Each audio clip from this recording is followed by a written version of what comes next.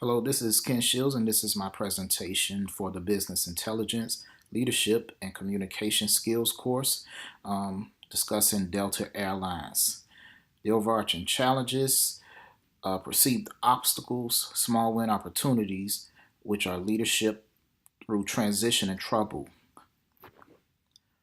The overarching challenges for Delta were really to live up to what Holman created as the delta difference. There is only about 2% difference between success and failure.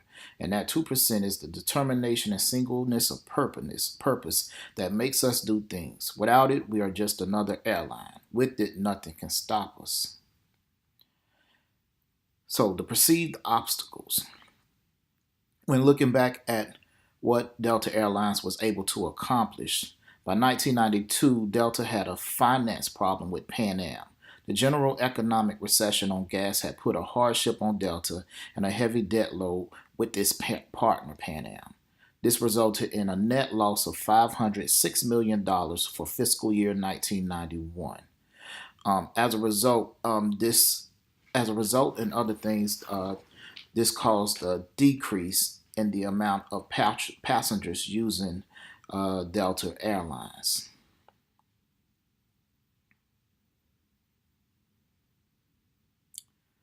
Other perceived obstacles would be really Leo Mullen. He took over as the chief executive officer for Delta in 2004. Not saying that Leo didn't have much success, but it seems like a couple of things happened that caused some internal problems with Delta Airlines. For the most part, Delta had paid as much as $43 million to its executives in the form of cash bonuses and payments to executive pension funds. These pension funds could not be touched in the event that the airline was forced to declare bankruptcy. Here's the catch. Regardless of what financial problems the airlines was having, Leo Mullen refused to file bankruptcy, which led to him coming under fire by Congress and union officials over a pay package that he and other executives received. So, if you will, take a few seconds and look over the remaining perceived obstacles.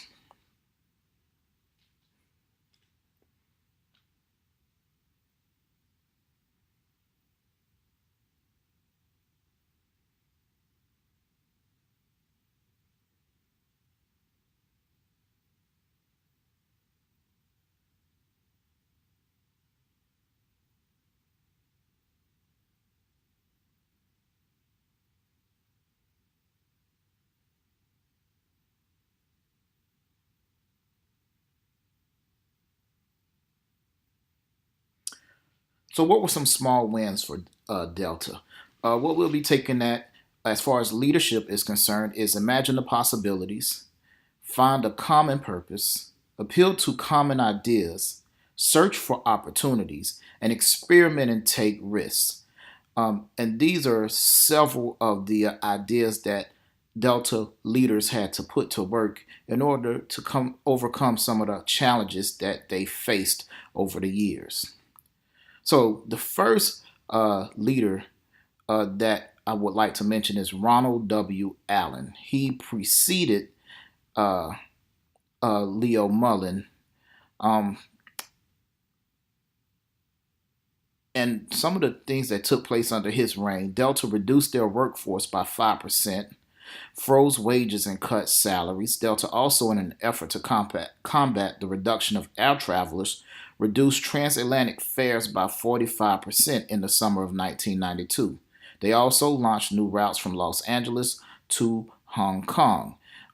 Here, Ronald is what I would like to call imagine the possibilities, because this is where Delta had to look to the future in order to get over some of the challenges that they had faced. In 1994, Delta launched the Leadership 7.5 program, which meant that Delta was trying to lower the cost of travel by 7.5% per mile for each customer. The next leader in line, of course, is Leo Mullen. As I said before, Leo didn't only face a bunch of obstacles during this time, but he was quite successful. During this time, Delta launched a Sky Team, a global alliance, partnering with Delta, with Aeromexico, Air France, and Korean Air. It placed the industry's largest order of regional jets and launched Delta.com website, replacing Skylinks. In 2002, Delta sponsored the 2002 Olympic Winter Games in Salt Lake City. Moving on to Gerald Grinstein, a Find a Common Purpose leader. During his time, Delta restructured under the Articles of Chapter 11 bankruptcy. Here's what Leo Mullen was trying to avoid, which they could not avoid in the long run. So Delta announced the layoff of over 7,000 workers over a period of 18 months.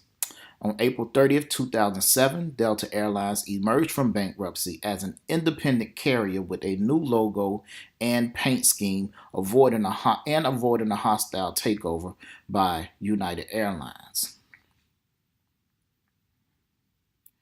Now, the next leader is Richard H. Anderson, and under his leadership, on October 29, 2008, Delta became the world's largest airline with 786 aircraft when they merged with Northwest Airlines. This raised the company's value from $10 billion to $17.7 billion.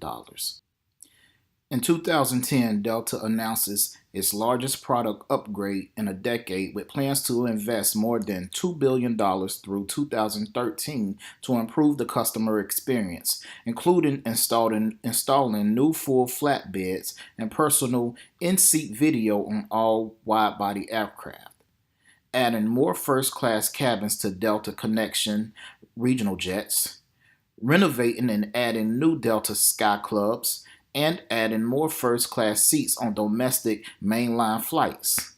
Delta also completed integration of Northwest Airlines airport and reservations systems into Delta's technology platform. In conclusion, in 2016, Ed Bastian, longtime Delta president, was named CEO, succeeding Richard Anderson, who retired and was named executive board chairman. After September 10, 2001, the course of Delta changed forever. But according to the Delta case study, Delta was one of the few major carriers that managed to stay afloat. Today, Delta is focused on reducing greenhouse gas emissions. The airline has lowered its annual absolute greenhouse gas emissions by 7.6 million metric tons since 2005, a 17% reduction in 6 years.